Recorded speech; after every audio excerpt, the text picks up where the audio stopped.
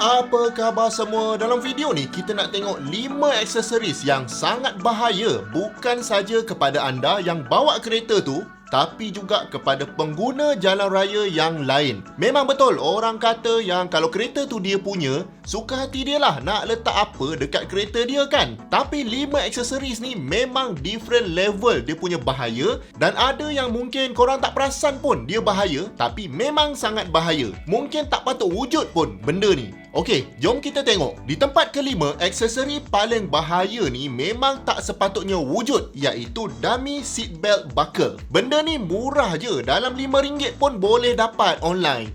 Tujuan guna dummy buckle ni adalah untuk trick seatbelt sensor tu. Konon-konon kita dah pakai seatbelt, padahal tak pakai pun. Sebab kalau kita tak pakai seatbelt ni, kereta moden sekarang memang akan berbunyi.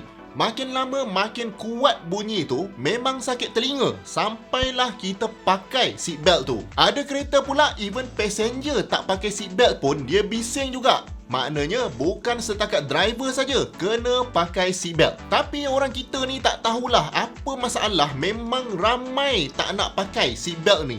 Tak jantan katanya. Kalau orang perempuan pula tak nak pakai seatbelt sebab takut tudung dia kedut. Baik mengaku cepat. Jadi nak buat macam mana? Kalau tak pakai seatbelt tu nanti bunyi bising. Jadi diorang pun belilah dummy seatbelt buckle ni untuk bagi kereta tu diam dan kita boleh drive dengan tak pakai seatbelt. Miros kata lebih 10% kereta buat macam ni. Kalau anda nak tahu, dekat Malaysia ni ada dalam 20 juta kereta. Jadi lebih kurang 2 juta kereta yang pakai dummy belt buckle ni. Banyak tu kan. Masalah bila tak pakai seat belt ni, kalau berlaku impact, memang badan kita akan ke depan dan hentam steering wheel tu. Dapat pula dekat wheel tu ada airbag. Memang badan kita tak boleh survive impact dengan airbag tu. Sebab memang dia dicipta untuk bekerja bersama seatbelt kita. Kalau anda pernah kena impact macam ni waktu pakai seatbelt, memang melekat kesan seatbelt tu dekat badan kita. Memang bengkak. Ini bayangkan impact tu tanpa pakai seatbelt. Siap boleh patah tau tulang selangka ni. Baik, di tempat keempat, aksesori yang bahaya dipakai dekat kereta adalah steering wheel cover. Dia taklah kritikal sangat macam pakai dummy seatbelt buckle tadi. Tapi ada waktu dia memang bahaya steering cover ni. First sekali, most likely steering cover yang kita beli tu bukanlah dibuat oleh manufacturer sendiri. Memang entah siapa-siapalah yang buat. Lepas tu kita harapkan bila beli tu dia betul-betul ngam lah dengan steering kita. Masalahnya bila lama-lama biasanya grip tu akan jadi makin berkurang.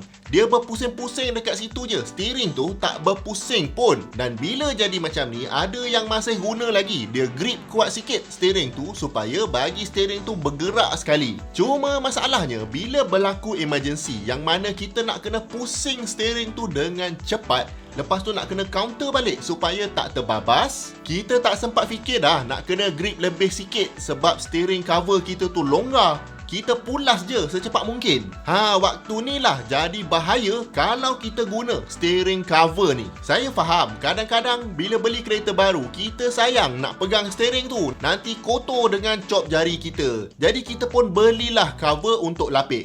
Kalau cover tu lembut, ada bulu-bulu pula, lagi sedap nak pegang. Ada pula yang kata lagi grip kalau pakai steering cover. Cuma bahayanya adalah grip tu makin lama makin berkurang. Jadi kalau boleh, guna steering kereta tu tanpa cover. At least tangan kita tu grip betul-betul dekat steering tu dan bukannya atas pelapik. Lagipun kereta sekarang memang manufacturer buat cantik-cantik steering tu, siap wrap dengan leather lagi. Jadi dah tak perlu pun steering wheel cover ni. Okey, di tempat ketiga, senarai aksesori yang bahaya adalah kapet kereta kita. Kalau kapet yang memang manufacturer tu bagi, dia okey je. Ini masalahnya kapet ataupun car mat yang kita beli dari third party ni. Dan dia tak betul-betul ngam dengan layout lantai kereta kita. Dan paling kritikal adalah belah pemandu. Sepatutnya kamet ni dekat bawah tu mesti ada gigi-gigi sikit untuk dia gigit kapet paling bawah kereta kita. Tujuannya supaya kamet tu tak bergerak-gerak sewaktu memandu. Kalau kamet ni bergerak, memang akan menjadi sangat bahaya sebab dia boleh termasuk dekat bawah pedal brake kita. Lepas tu bila kita nak brake emergency, tak dapat tekan sampai habis sebab sangkut dengan kamet ni. Jadi cadangan saya, guna je kamet yang datang sekali dengan kereta tu. Tapi kalau sayang ataupun dia bagi yang jenis karpet punya nanti kotor, warna pula cerah, jadi lagi sayang nak guna, carilah kamet yang berkualiti tinggi dan tak bergerak-gerak bawah kaki anda. Baik, di tempat kedua pula, senarai aksesori yang bahaya ni adalah dashboard cover.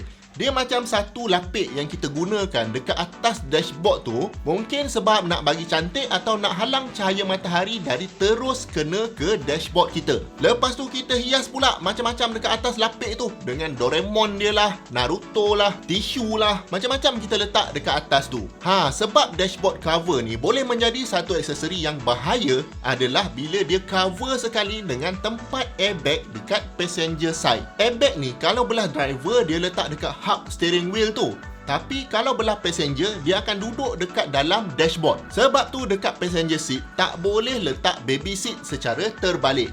Kalau nak letak, ada switch yang kita boleh toggle untuk disable airbag dekat belah situ. Sebabnya airbag ni memang ganas tau. Anda bayangkan waktu crash tu, airbag tu perlu deploy dalam masa 30 milisecond. Sebagai perbandingan, manusia berkelip pun dalam 100 milisecond.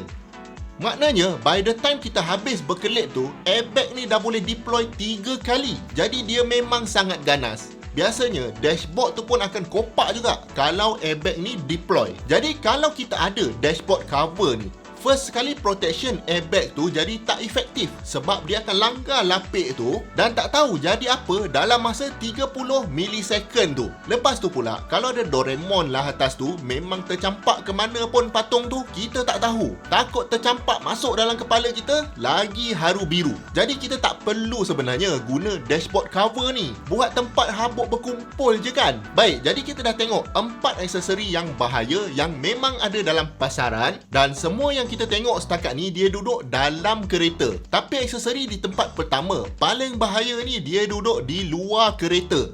Jadi di tempat pertama, aksesori paling bahaya yang anda boleh pasang dekat kereta adalah lampu yang warna dia tak betul. Contohnya, pergi letak lampu kuning atau putih dekat belakang dan lampu merah pula letak dekat depan buat macam fog light. Macam-macam hal kan. First sekali mod macam ni memang tak boleh dibuat lah mengikut undang-undang. Tapi yang menjadikan dia lagi bahaya adalah orang sekeliling tu boleh confuse dan panik. Contohnya, ada satu king ni, saya tengok dia buat macam mana entah supaya lampu reverse tu sentiasa menyala. Tak kira dia jalan atau berhenti. Jadi sekali pandang dari jauh, kalau kita duduk belakang dia, nampak macam kereta tu melawan arus. Sebab lampu warna kuning ni, kita memang expect dia duduk di depan kereta. Memang panik kalau kita tiba-tiba ada belakang dia. Mungkinlah bagi dia rasa kereta dia sangat unik sebab ada lampu yang pelik-pelik. Tapi bagi pemandu lain yang confused, memang boleh jadi bahaya. Yang peliknya, macam mana boleh tak kantoi dengan polis dan JPJ? Adakah dia boleh adjust setting lampu ni masa ada roadblock?